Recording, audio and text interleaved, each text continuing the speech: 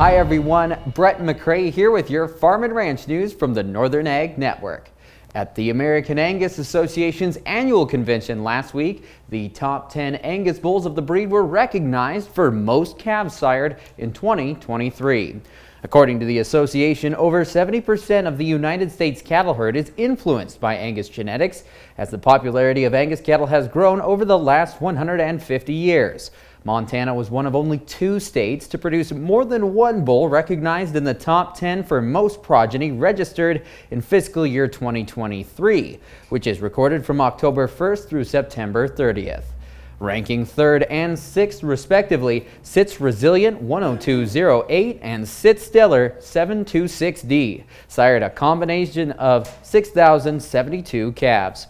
Angus Association CEO Mark McCulley thanked those breeders for their continued commitment to breed improvement.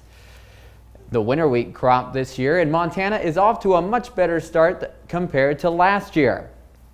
Producer surveys on the Montana Market Manager report indicate excellent moisture conditions in the first week of November, with some talking about the best fall and subsoil moisture in many years. USDA says that the winter wheat crop in Montana is rated 54% good to excellent compared to 41% last year at this time.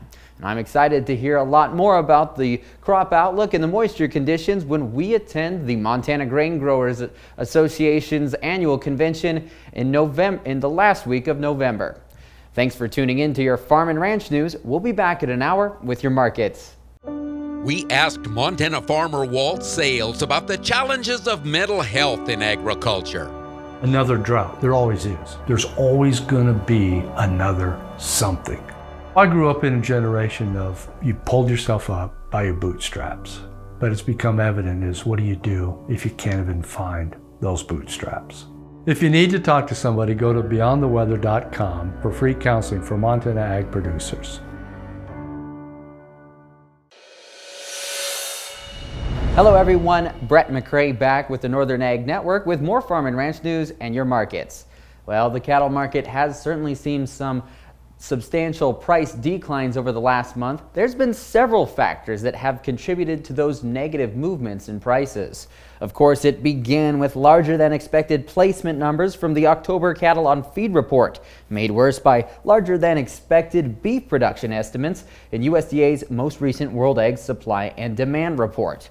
Ongoing concerns about inflation, higher interest rates, consumer demand, and fluctuating boxed beef prices scared traders out of their long positions. And to cap it all off, substantial decreases in cash cattle trade likely caused by the CME weakness.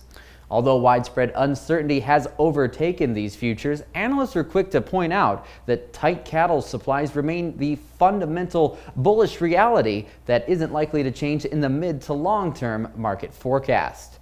That cash cattle trade last week was $4 to $5 lower on both the live and dressed basis. Last week at the stockyards in Belle, Fourche, bred heifers brought from $1,800 to $2,150, young cows from $2,475 to $2,550. Light feeder lambs higher at the public auction yards on Monday, steadied $8 higher for those 50 to 69 pound lambs. And wheat futures finished mixed at the end of Tuesday's trading session. Nationwide, 15% more of the winter wheat crop is in good to excellent condition compared to last year.